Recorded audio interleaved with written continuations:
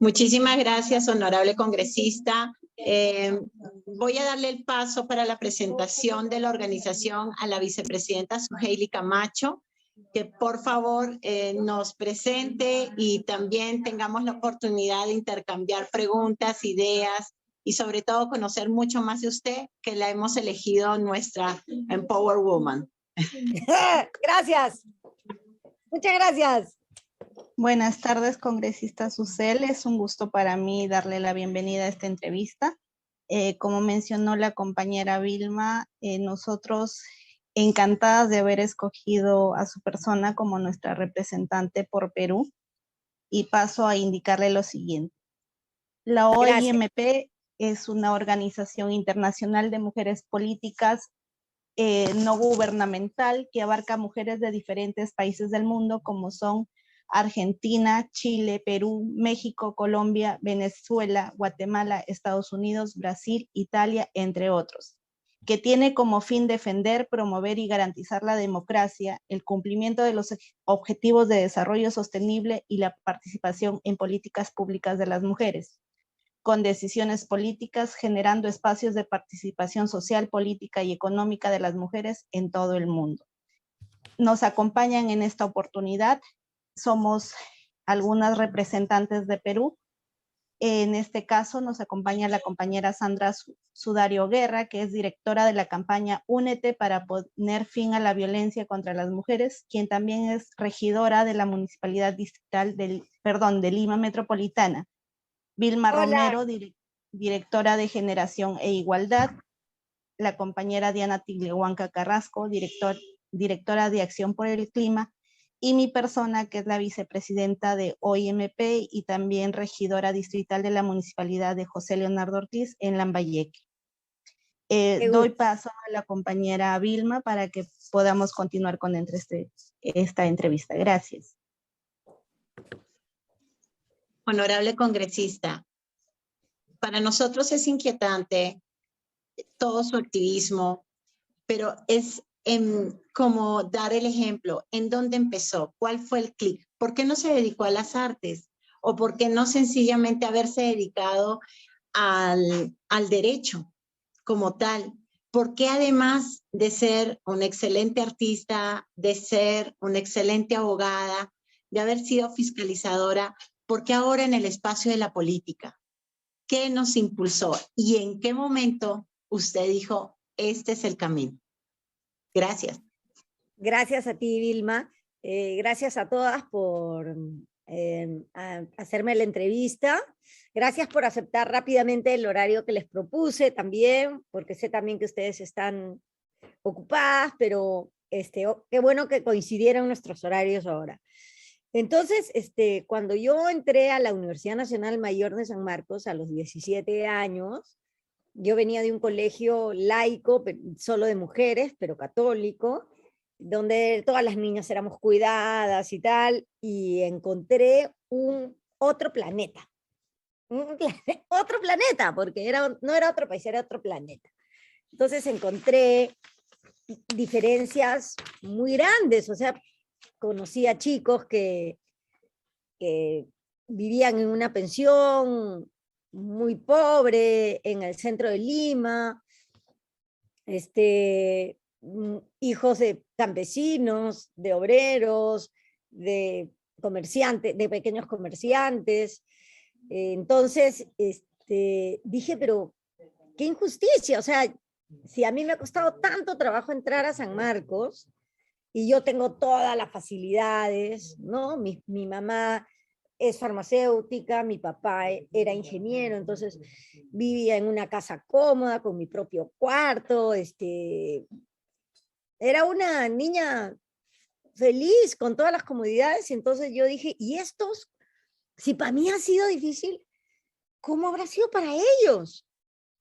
Entonces, descubrí que no todos teníamos las mismas condiciones, entonces vino mi inquietud de por qué es que pasan esas cosas, porque vivía de verdad en un colegio donde era Disneylandia. Entonces, ahí dije, no, esto no es correcto. Y desde ahí siempre me llamó mucho la atención la política.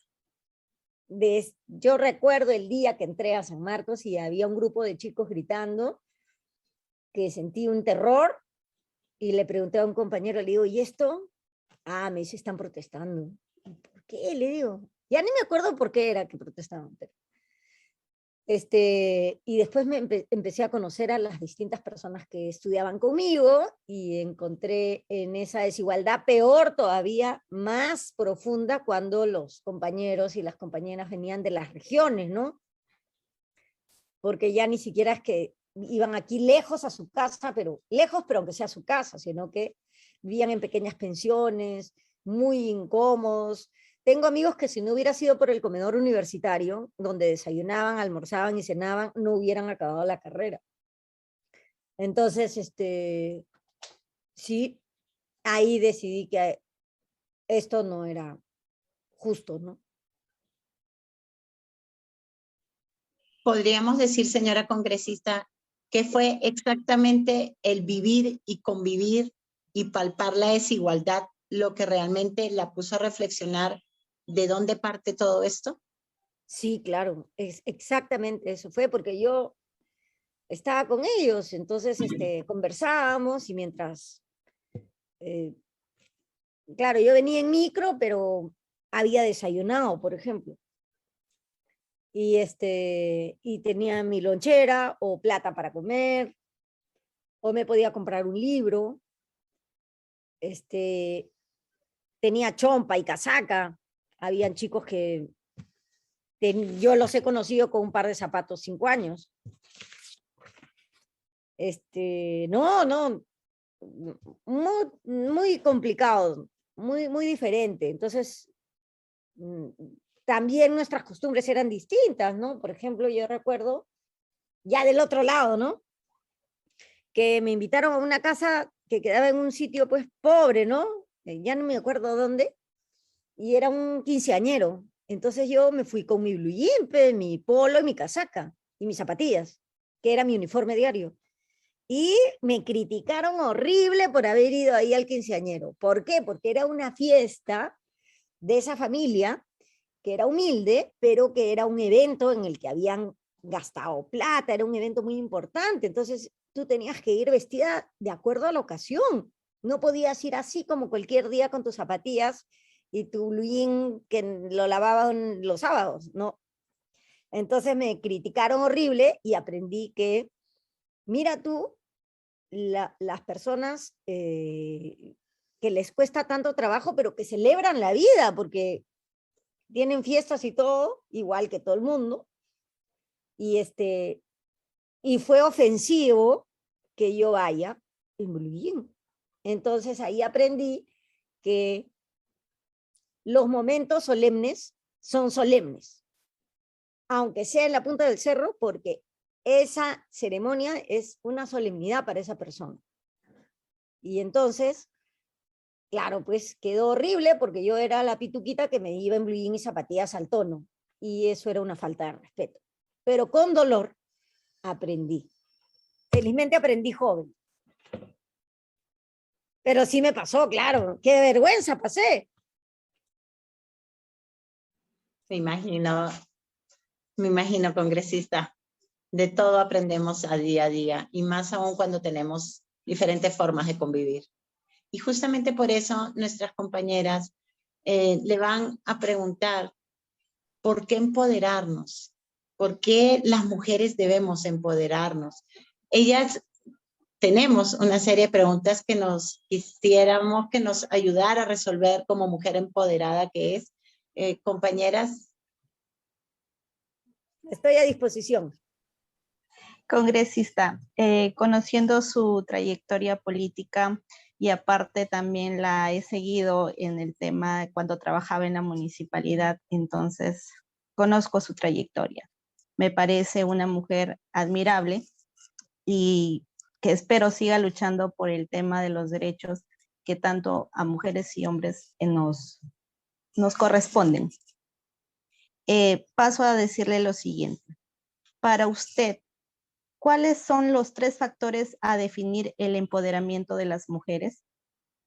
Ya, bueno, el primero es tener tus propias ideas, ¿no? Tus propias convicciones.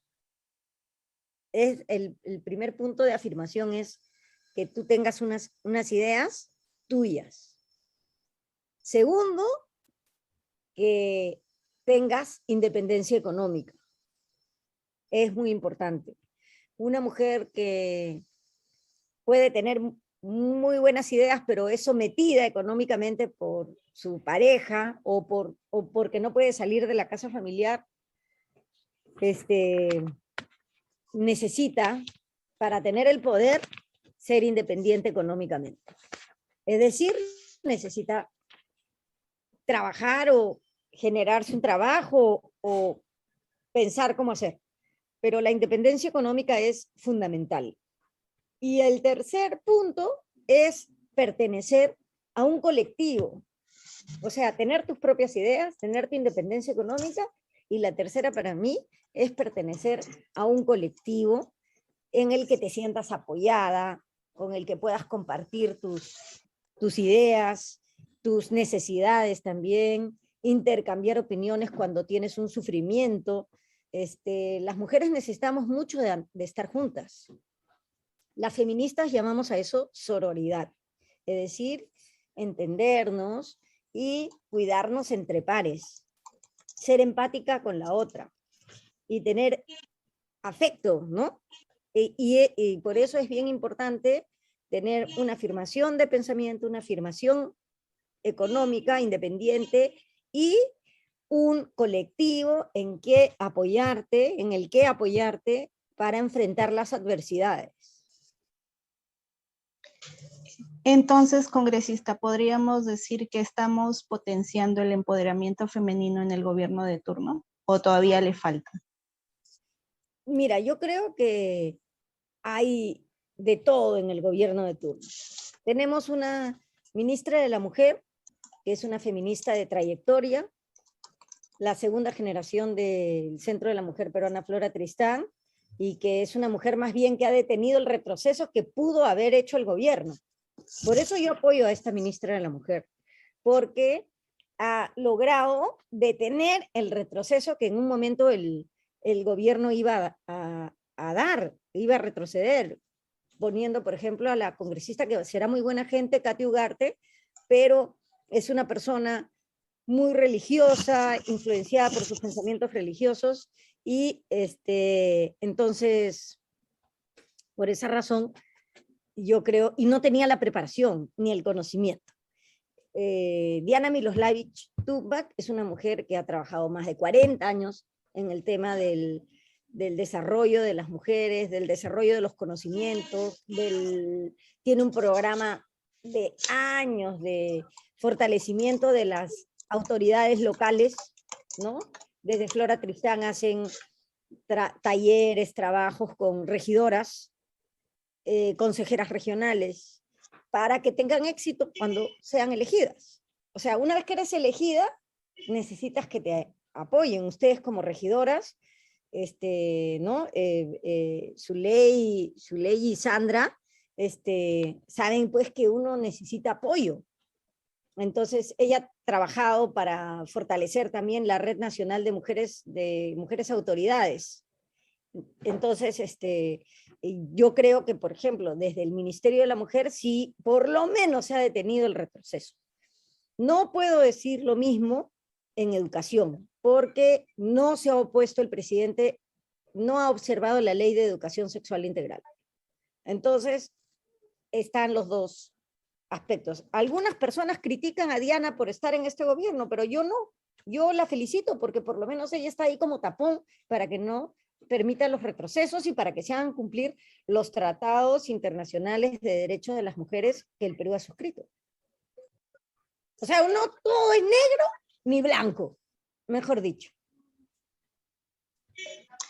No Gracias, todo es congresista. No todo es extremo. ¿Cómo joden los extremos? Congresista, doy el pase a mi compañera Diana Congresista. Tigliahuanca para que Claro, le pueda hacer claro. las preguntas. ¿Cómo está, congresista? Tengo dos preguntas. La primera es, ¿Qué significa la inequidad de género cuando hablamos de inclusión dentro de la sociedad? Ya, es decir, que no solo no hay igualdad como seres humanos, sino que no hay igualdad de oportunidades. Por ejemplo, los hombres ganan más para un mismo puesto en el sector privado, porque ya en el sector público eso está igualado porque hay varias leyes que en el sector público para un puesto es un sueldo, y es ese sueldo el que hay, no hay que lo subas o que lo bajas o que negocias cuál es el sueldo, no, esa plaza tiene un, un monto específico, ¿no? Pero en el sector privado los hombres ganan más que las mujeres. Por ejemplo, hay más hombres propietarios que mujeres propietarias. La mayoría de la propiedad está en manos de hombres. Entonces, eso es una realidad que no podemos negar. Ahora, las cosas están cambiando porque entran en igual cantidad de hombres y mujeres a las universidades, y en muchos casos los primeros puestos son mujeres. Pero llegar a la universidad es un problema para las mujeres, porque ya sea que se embarazan y tienen hijos jovencitas, el índice de maternidad infantil y de embarazo adolescente es muy alto en el Perú. En el Perú todavía está permitido casarte antes de los 18 años, que hay una ley que estamos presentando con Flor Pablo para que esté prohibido de plano todos los matrimonios menores de 18 años. Ahora, con permiso de tus padres, te puedes casar a los 15. ¿Cómo va a casarse una persona de 15 años? Entonces, eso tiene que eliminarse. Y entonces, yo creo que a eso se refiere, ¿no? Las inequidades, no solamente a que de saque hay desigualdad entre hombres y mujeres, sino que las oportunidades también son distintas, especialmente en el sector público, en el sector privado, donde prefieren, cuando contratan a un hombre, porque los hombres no se embarazan, entonces no les das licencia. En algunos países, especialmente en Europa, esto se ha reducido cuando le han dado el mismo tiempo de descanso al hombre y a la mujer. Entonces ya no tienes ninguna razón para preferir al hombre, si igual va a tener 45 días de descanso por el hecho de ser padre. Entonces, no se trata ahí, por ejemplo, no quitando, sino otorgando. Entonces, si la mujer va a tener... ¿Cuánto tiempo tiene Vilma de descanso una mujer ahora? Vilma. ¿Cuánto tiempo tiene de descanso de maternidad una mujer? 45 días. Y un hombre creo que le dan 3 días, 5 días. Entonces, no, los dos deben tener 45 días. A ver qué empresa va a decir, ay, prefiero a la señora. Te apuesto que la señora es más cumplida que el pato. Bueno, en no todos los casos. Otro tema, cuando se enferman los hijos, ¿quién va a la casa? La mamá, porque así es. El bendito tema del cuidado impuesto. El cuidado impuesto. Entonces, si lográramos que los hombres tuvieran el mismo tiempo de descanso de maternidad, de paternidad, entonces ya no tendrías por qué preferir a los hombres, porque igual le vas a tener que dar descanso. Entonces, hay varias cosas que se pueden arreglar, ¿no? Como te digo, en otros países lo han solucionado así.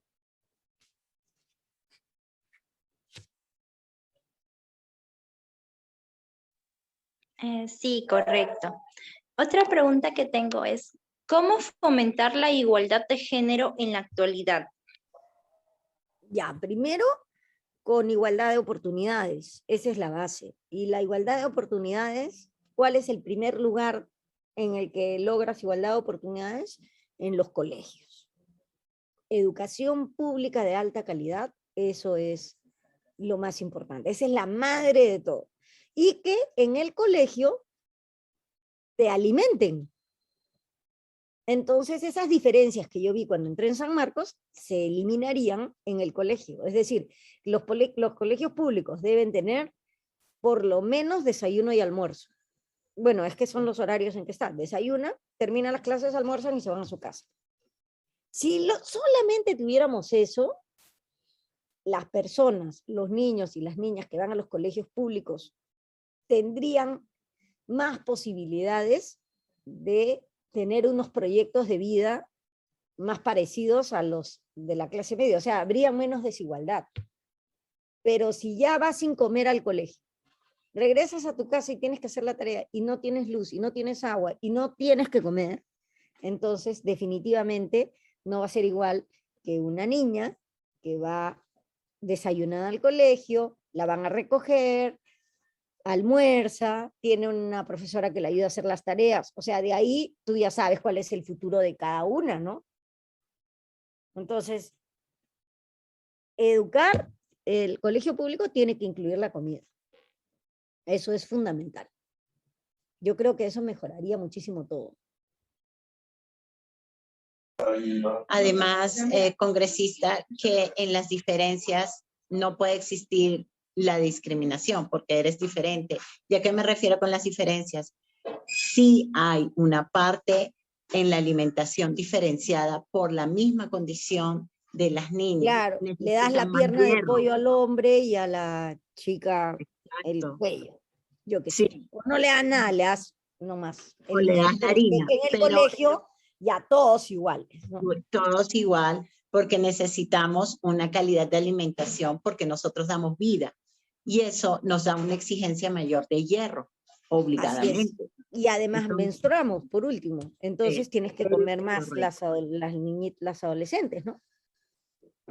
Entonces, y si en los colegios públicos les das de comer. Y otra cosa, mira lo que estás diciendo, ¿ah? Ya en otros países se habla de pobreza menstrual, que es como una niña pobre que no tiene agua, ya todo, tiene que sobrevivir a su menstruación, que implica un gasto por las toallas higiénicas, implica que también tienes que tomar unos remedios porque si te dan cólico, tienes que tomar, no sé, pues te darán agua de mate de orégano, que para mí era lo mejor cuando estaba con la regla. Pero, ¿quién te compra las toallas higiénicas? Ahora en la pandemia, que no hay trabajo, ya no hay agua, ya no me quiero imaginar ya. O sea, y esa realidad solo la pasamos las mujeres, no los varones. Exactamente. Y entonces ahí hay desigualdad. Entonces en el colegio también había un proyecto, no sé, una norma, para que les den toallas higiénicas a las niñas en los colegios. Y a mí me parece muy importante. Ahí está la diferencia entre una niña pobre y una niña que puede comprar toallas higiénicas. O sea, antes no hablábamos de esto en la desigualdad, pero tenemos que hablar de esto. Ahora, encima ya no va a haber educación sexual integral. O sea, encima ya no le vas a explicar por qué es la menstruación, por qué, y lo que conlleva, cuántos días después de la menstruación eres fértil y por qué, ya. Apreciada congresista, buenas tardes. Buenas tardes. Sandra, ¿no? Sí, Sandra. Así es, congresista. Congresista, quisiera consultarle, ¿por qué considera usted que es importante, en todo caso, fortalecer el empoderamiento de las mujeres en el mundo, en nuestro contexto actual? Bueno, por todas esas razones que te he dicho, ¿no? O sea, ser mujer requiere la satisfacción de unas necesidades básicas de servicios básicos y de higiene. Y porque nos embarazamos. O sea, yo estoy haciendo un trabajo aquí en mi despacho sobre violación sexual de menores. Y tenemos muchos casos. El promedio era, Víctor, un break. ¿Cuántos niños menores de 11 años son víctimas de violencia al día en el Perú en promedio? ¿11? ¿12? 4 de 0 a 6, de 0 a 11 y de 18. ¡Ah! Ya. 4 diarios de 0 a 6 años. Y de 11 a 18, de 0 a 11, 4. Ahorita les digo, ya. Entonces, la diferencia entre, ya, es terrible la violencia sexual contra los niños y las niñas, es terrible, en cualquiera de los dos casos, por supuesto. ¿Qué pasa con las niñas? Que produce embarazos. Embarazos de niñas de 11 años, de 10 años. ¿Qué proyecto de vida? ¿Cuál es el futuro de ese proyecto de vida? Ahí está. En el 2021, 4 niñas y niños menores de 6 años violados por día. 4 por día, menores de 6 años. Ya. Menores de 18 diarios. 2021. Dios mío. Menores de 18, ¿cuántos diarios? 18. Menores de 18, 18. Ya. Miren esta cifra. Cada día en el Perú, 4 niños menores de 6 años sufren violencia sexual. Y menores de 18 años, 18 menores de 18 años al día en el Perú sufren violencia. ¿Cuál es la diferencia? Número de denuncias al día. Denuncias de violencia sexual. O sea, Los no denunciados, ¿cuántos más serán? Pero el tema ahí es cuántos de estos casos son violación de niñas y cuántas de estas violaciones de niñas terminan en un embarazo. De esos embarazos, ¿cuántas niñas tienen hijos nacidos vivos? ¿Cuántas niñas no llegan a un parto con un nacido vivo?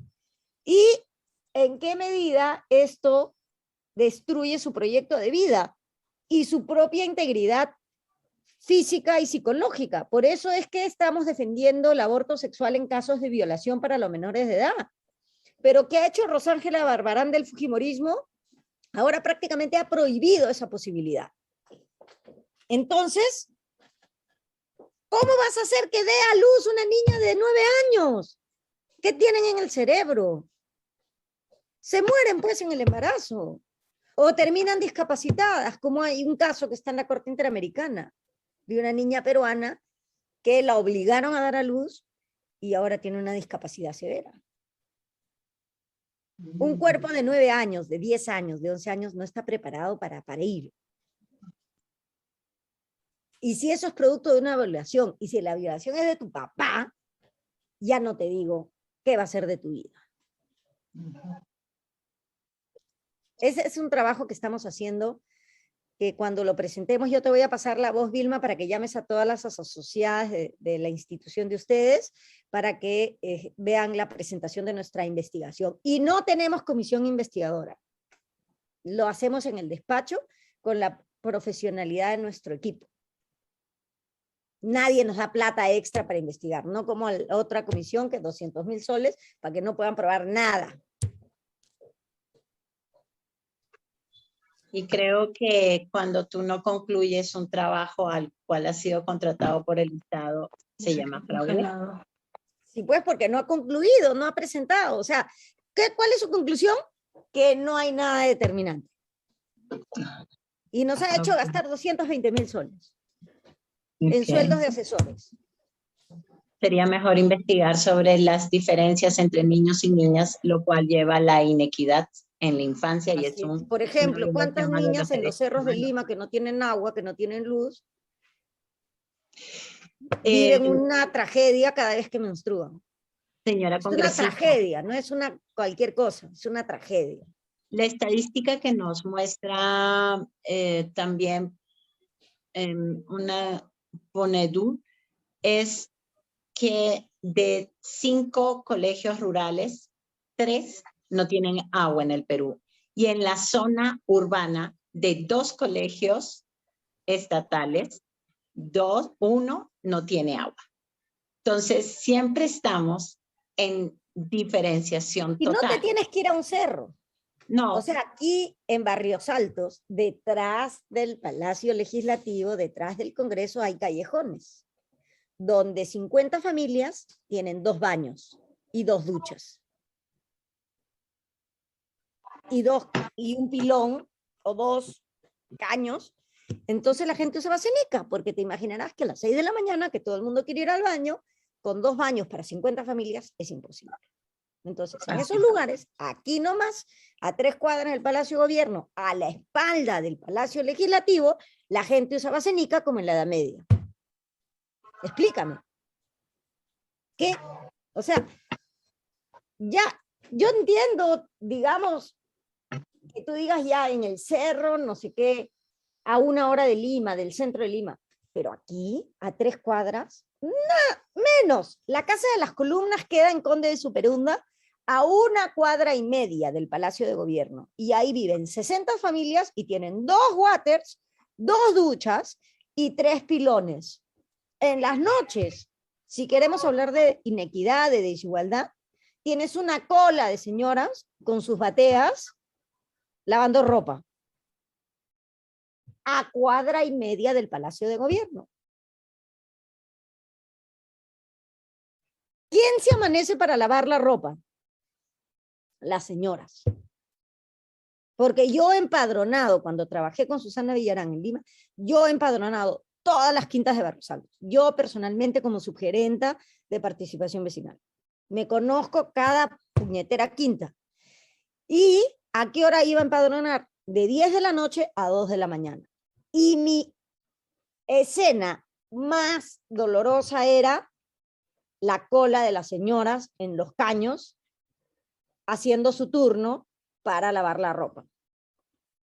O sea, mojaban la ropa, lo jabonaban, se iban y mientras iban jabonando, iban remojando y las otras iban enjuagando.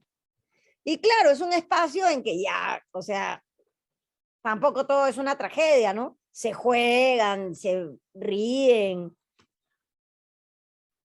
Pero son las mujeres las que están lavando la ropa a las 12 de la noche. Y ahora hay pañales. Pero ¿cuánto cuesta un pañal? Estamos hablando ya, hemos hablado de las toallas higiénicas y ahora hablemos de los pañales. Con un sueldo mínimo, ¿qué pañales vas a? ¿Cuánto cuesta una bolsa de pañales, Mili? ¿Y cuántos usas al día? O 6, 7. ¿y la bolsa cuántos pañales trae? 35, 40 pañales. O sea, te duran 4 días más o menos. O sea, cada 4 días tienes que gastar 60 soles. Y el sueldo mínimo es 1.025 soles. O sea, la mujer tiene que gastar en toallas higiénicas y la mujer tiene que ponerle los pañales, porque el señor... ¿Quién le da quién amamanta al bebé? La mamá. Entonces, ¿quién le va a cambiar el pañal? La mamá. La mamá tiene que ver cómo diablos consigue un pañal. Por otro lado, congresista, si bien es cierto, conversando de otro tema, en nuestro país, después de muchos años, se está dando un poco de reconocimiento y valor al respeto e igualdad de género que se habló desde un inicio, y también del empoderamiento de la mujer. En ese caso, congresista, ¿cuál ha sido su mayor reto como congresista y representante de la comunidad LGTBI a falta de políticas públicas de Estado relacionadas a este tema? Bueno, ya presenté la ley de matrimonio igualitario, la ley de identidad de género, estamos preparando una ley de crímenes de odio, estamos también trabajando una ley para impedir las terapias de conversión o prácticas de conversión, es decir, que te mandan al psicólogo, al psiquiatra, o inclusive te mandan a los sitios de drogadictos para que te conviertas en heterosexual. Entonces, mi primer reto es la visibilidad, es decir, que cuando una niña lesbiana me mire, sepa que ella también puede ser congresista, que ser lesbiana no es un impedimento, pero claro, yo soy una niña privilegiada. Yo no soy cualquier niña, yo no he nacido en un cerro. Entonces a mí me preocupa ahora que las niñas que vivan en los cerros también puedan acceder a una educación y a unas capacidades y a unos entrenamientos y a unos conocimientos que les permitan ser competitivas en la vida política. Por eso es que me preocupo que o sea, por eso yo estoy convencida que los colegios públicos tienen que ser de buena calidad, que en el colegio público te tienen que dar de comer, que la universidad pública tiene que ser de buena calidad, que en la universidad pública te den desayuno, almuerzo y comida, porque la educación sin comer no pasa nada. Yo como lesbiana, yo he podido avanzar así. Entonces ahora lo que yo quiero es que mis compañeras lesbianas que sufren esas condiciones económicas que son difíciles para cualquier mujer heterosexual, lesbiana, y ahora las mujeres lesbianas no sean sometidas a las torturas y a los prejuicios que dice cuándo te vas a casar, por qué no tienes enamorado, qué pesadilla, hasta que tengas condiciones de seguridad para poder salir del closet sin violencia, que tus padres no sean violentos contigo, que tu entorno familiar, que en el colegio te respeten por tu identidad. Entonces, ese es el primer reto que tengo. Entonces, la visibilidad para mí es muy importante para que muchas chicas quieran hacer política y que no pasa nada porque seas lesbiana. El tema es que tengas claro por qué estás. Y sí, por eso he venido al Congreso. Yo he venido al Congreso para luchar por la igualdad, para que tengamos acceso a unas instituciones que ya existen para los heterosexuales, como es el matrimonio, que también existan para nosotros. Y por eso, congresista, es importante que todas las autoridades nos sumemos a estas iniciativas. Por ejemplo, le comento, desde la Municipalidad de Lima se formó en el 2019 la primera bancada pro LGTBI del Consejo Metropolitano. Lo y máximo. desde ahí se fomentan políticas públicas, acciones que se le da el espacio, y somos miembros de diversas bancadas. Entonces, esas acciones son importantes, que también todas las autoridades nos sumemos con nuestros aportes, con nuestras iniciativas, en apoyar este tipo de acciones. Eso es lo que quería comentar, congresista. Muy bien, y yo te felicito porque eso que has logrado en el Consejo de Lima, en el Congreso es muy difícil. Ahora, por ejemplo, el sábado 25 es la Marcha del Orgullo en Lima. Ojalá que, seguramente que irán, ¿no? Hay que motivar los diversos espacios, congresista, pero nosotros como autoridades, usted bien sabe que dejamos en algún momento también de ser partidarios y pensamos más como autoridades. En causas, así es. Así es. Entonces, hay que sumar a esas causas, dejando tal vez posiciones, sino sumarnos a las causas importantes como estas que usted menciona, congresista. Excelente, Entonces, excelente. Entonces, es indudable que se sigue gobernando desde el extremismo, es indudable de que no están sirviendo para servir, sino para servirse. Eso ya acaba de ser evidenciado. ¿Qué pasaría, qué pasaría, Susel? Y ahora sí te digo, Susel, si gobernáramos desde el amor. ¿Y sabes por qué te pregunto esto? Sí, porque Petro ha dicho eso, ¿no? ¿Qué pasaría si gobernáramos desde la vida? Y desde la diversidad. Obviamente, porque ser diferente no es motivo de discriminación. No, enriquece a las sociedades. Por supuesto. Muchas gracias. Sí, muchas gracias. Un gusto, congresista. Cuídese. Gracias, Vilma, gracias, Sugeli, gracias, Sandra, gracias. La otra compañera que ya salió también. Chao. Dianita. Gracias a todos. Chao. Cuídense, hasta luego, un gusto. Gracias. Hasta luego, gracias.